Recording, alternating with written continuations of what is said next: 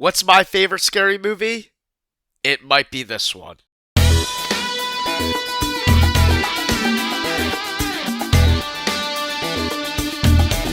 With Scream 7 coming out at the end of this month, it was time for me to go through the entire Scream franchise. And what better way to start it off with Scream 1996, the original masterpiece written by Kevin Williamson and directed by Wes Craven himself. Now, what's there to say about this movie that hasn't been said? I don't know, but what I do know is that I can give my own perspective on my experience and what this movie means to me as a whole, and how I even became a fan of this movie and this franchise. And for me, it's a very, very complicated story. I was always aware of Scream, I was always aware of Ghostface and that franchise, but I was always more of a fan of Michael Myers, Freddy, Jason, their respective franchises, the big three.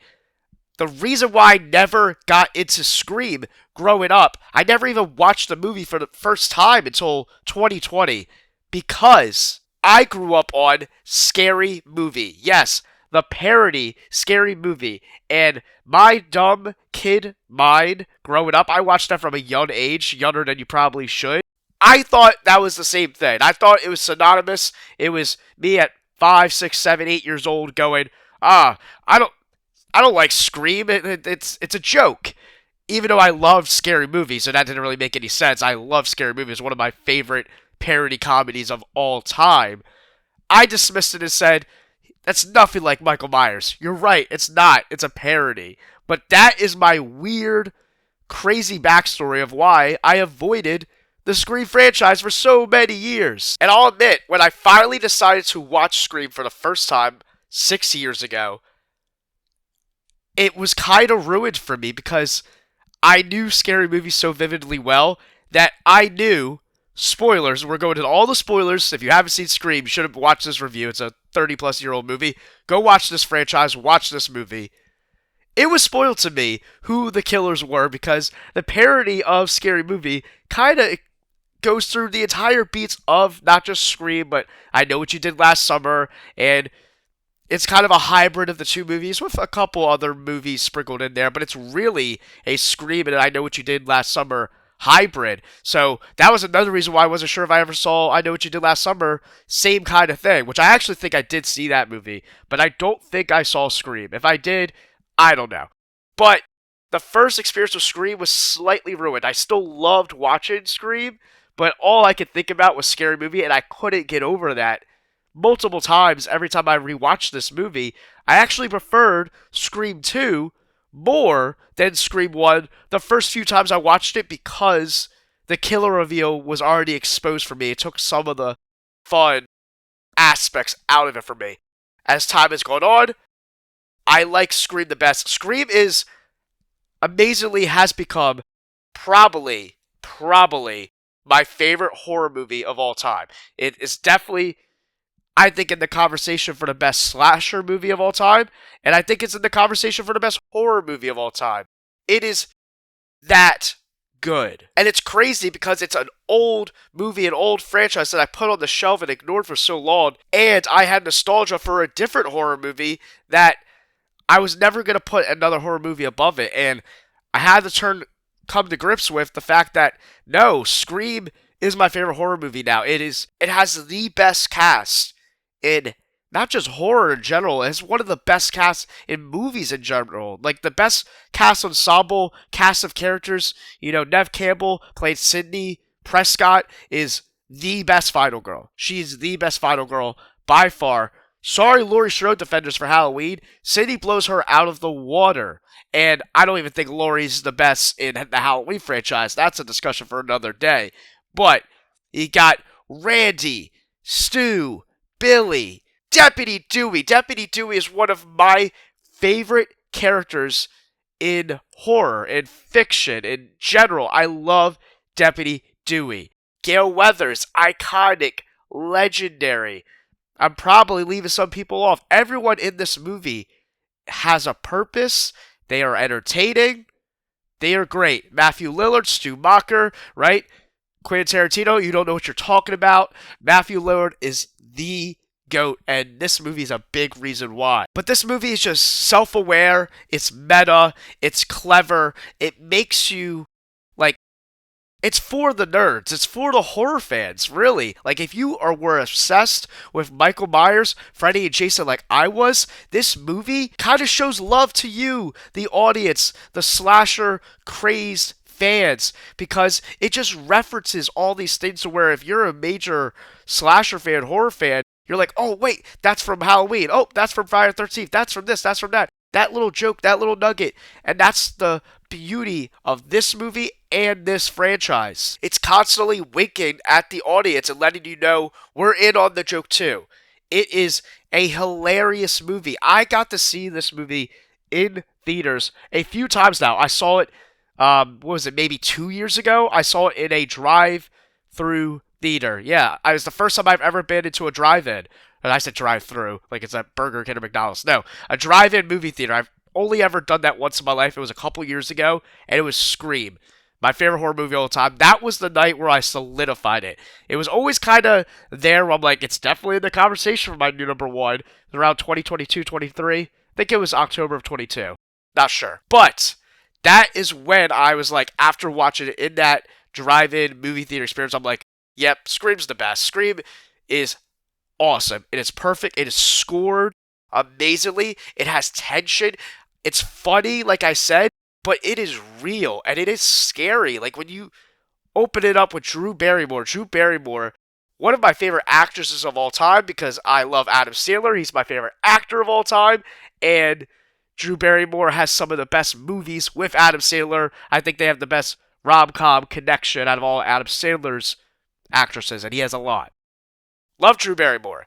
You open it up with her, answer the phone call, and it just has so many great moments where Ghostface and his voice, the phone call aspects, and him toying with his victims is so sadistic and crazy. And when you rewatch that opening scene of Scream, probably the best opening scene to any movie. I'm not going to even just say horror movie. We all know it is for horror. But for any movie, it is up there. And when Ghostface reveals, like, no, I'm not just some random guy flirting with you on the phone. Like, I'm watching you right now. I'm outside the house. The needle drops in the score are so tense. The intensity just builds up so much. And Drew Barrymore's performance on how scared she truly is phenomenal. Making it one of the most iconic, legendary opening scenes of all time. That's before we even learn to find out that we're going to have the best cast of characters, like I said before, with the best final girl of all time, the best trio that is birthed in this movie. Not really fully a trio yet, but Dewey and Gale, they're the heart of the franchise too in the later sequels. I'll talk about that in my next couple reviews. I'm reviewing the whole franchise. Randy, he is such a legendary character. Having a scene in the blockbuster, I don't know if it's actually a blockbuster, but blockbuster type vibes, right?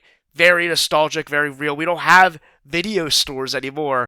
And you have that movie horror nerd to wink at the audience. And, he is just such a legendary character. Being back at the house and him saying, having that scene where he's like, Jamie, behind you, talking about, Jamie Lee Curtis, Laurie Strode, and Ghostface is behind him and he's about to get killed. So genius. This movie is genius. And you can't talk this movie without talking about the whodunit aspect.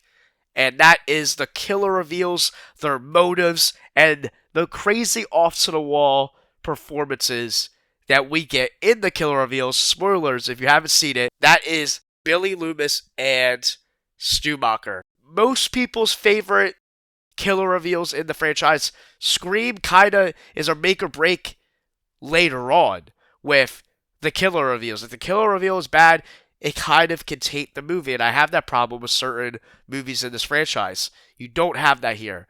This movie was such a lightning in a bottle. Billy Loomis being the sadistic, so obvious that he's the killer aspect that makes you think he can't be the killer. And for that time, it was probably revolutionary. The fact that there was two killers, because we were so used to a Michael, a Freddy, a Jason, right? One killer. Nobody was expected to. And it was genius probably at that time. And that's why people were thrown off by it. Now, if they do that, people aren't really phased by it because Scream did it. And a lot of other movies have copied it since. But when Scream did it, I'm sure that put shockwaves through the audience that it's not just one, it was two. So when Billy, we think, gets killed, most people probably thought he was dead, right? As someone else. And you have the scene of Stu and Randy running up to Cindy, and Cindy's like, screw you guys, and closes the door on their face. That moment was crazy. Even me watching it, knowing that I probably know who the killers are because of Scary Movie ruining that experience for me.